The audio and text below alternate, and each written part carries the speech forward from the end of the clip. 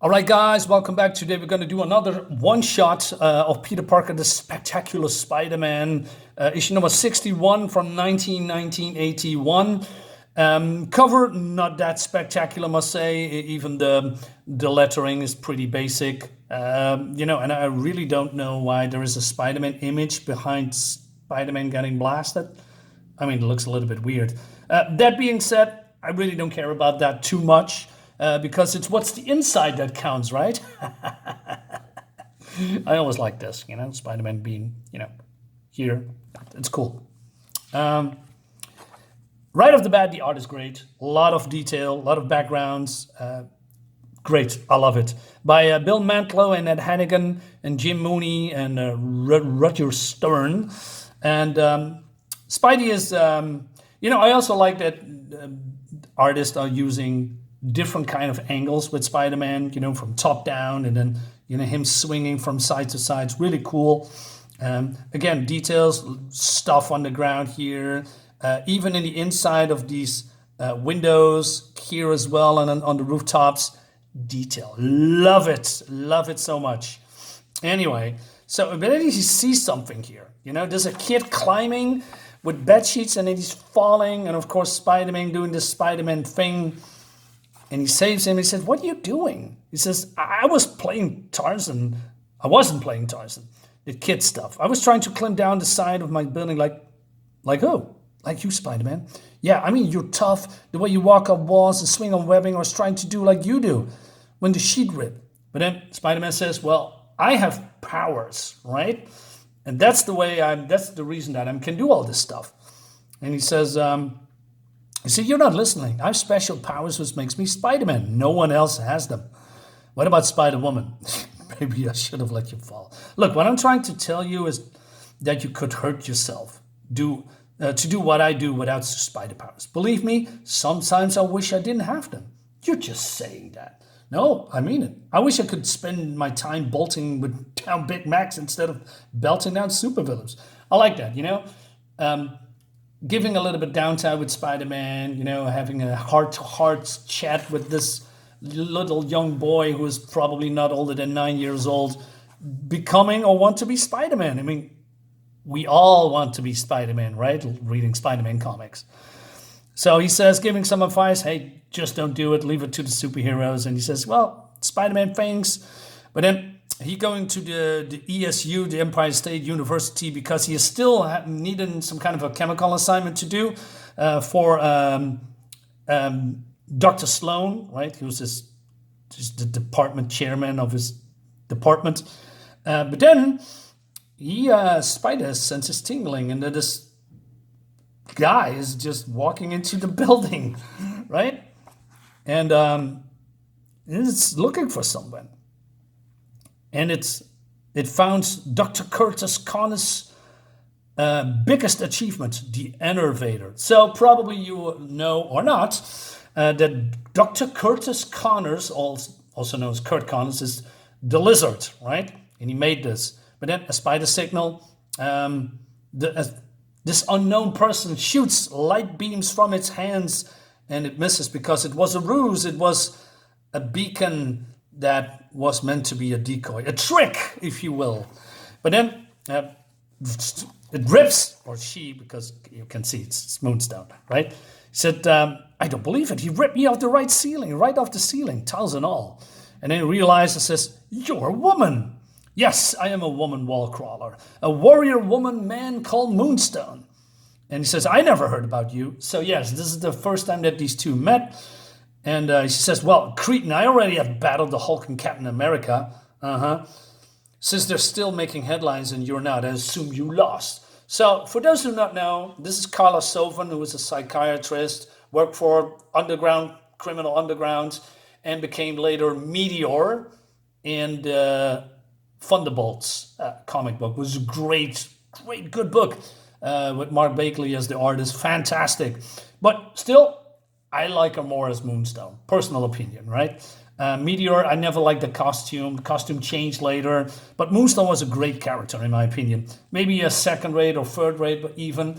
And her becoming Meteor in in the Thunderbolt comics, elevated her a little bit. She gave more spotlight. She's more, conniving, right? She's a good villain.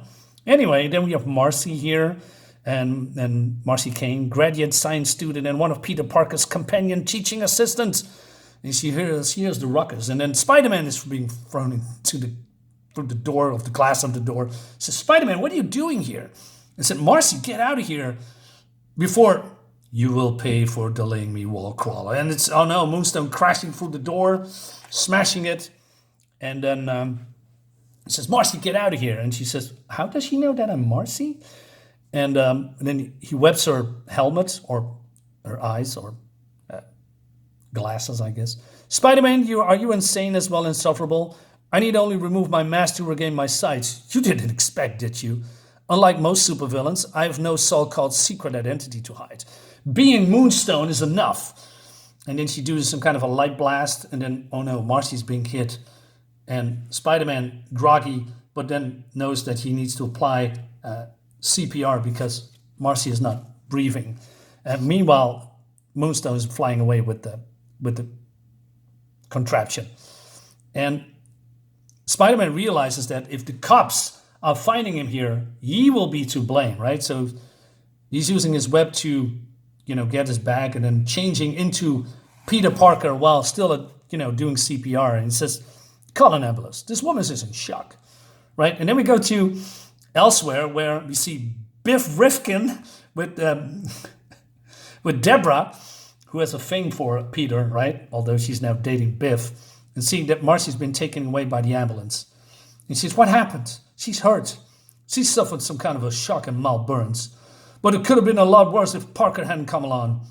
Peter Parker, that's him, say he found her lying unconsciousness. He stayed with her, administering artificial respiration until the ambulance arrived.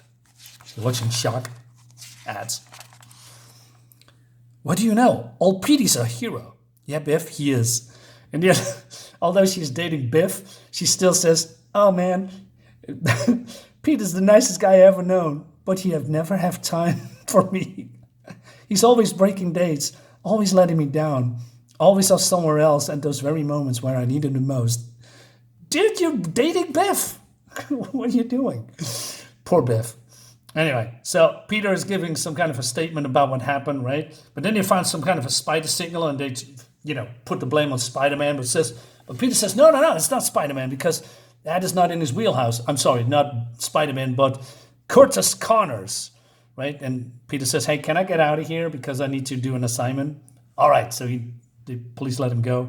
But then he changes into Spider-Man, comes back, says, hey, Doc, gonna turn me in? I heard the Bugle's offering free subscriptions for my catcher. And Spider-Man, you heard. All right. So then they talk about this portable elevator. I want to say, it's an elevator. I'm not sure why. So he says, hey, isn't that the one that I once threw together based on your device to regenerate life force? Yeah, but the elevator is unstable. It can increase cellular energy in geometric proportions or totally drain the vitality from a living organism. I'm grateful to it because it cured me from being transformed into the man-beast known as the Lizard. But it could prove lethal in unskilled hands. How will it affect Moonstone? Well, I don't know. There's no way of containing its radiation once it's activated. All right, Spider-Man knows enough, so he knows he needs to go after Carla. He gets some kind of a tracking device that tracks radiation. So Spider-Man goes after her before she, can activate it. But meanwhile, in some kind of an excavation in this half-demolished building, we see Moonstone. And she's mad. Curse them all, she says.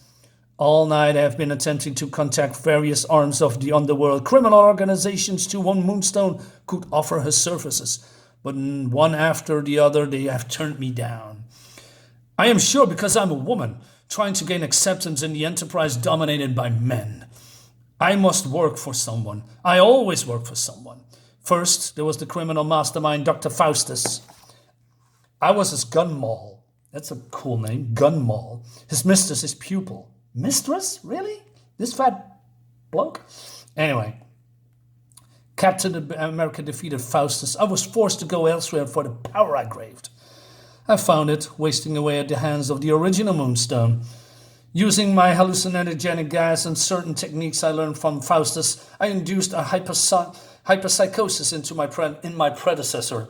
I convinced him that the only way he could regain his sanity was to reject the very moonstone which gave him his laser powers. I took it gladly. Soon enough, I possessed power enough to offer my services to the corporation. They sent me against the Hulk, but I stood my ground against him, more or less. She lost. Unfortunately, the corporation went down to defeat soon after, and I was identified with the losers. Despite my light powers, my electromolecular phasing abilities, no one had any use for Moonstone. The only way to get attention of those criminal organizations I wish to join is to show them that I'm more powerful than ever. And of course, she needs the power of the innovator to boost her powers. But then Spider-Man comes in, right? But he's already too late. And she is attacking him. And he says, hey, I'm just trying to save you. From what, Wallcrawler? From the ability to do this? Holy cow, the innovator magnified the powers 100 times over, right? But then she's grabbing this piece from the, what is it actually?